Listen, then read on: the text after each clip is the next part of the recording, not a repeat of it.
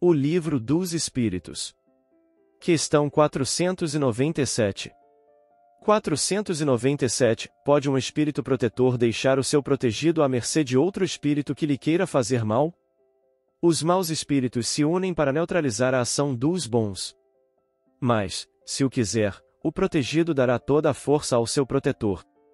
Pode acontecer que o bom espírito encontre alhures uma boa vontade a ser auxiliada.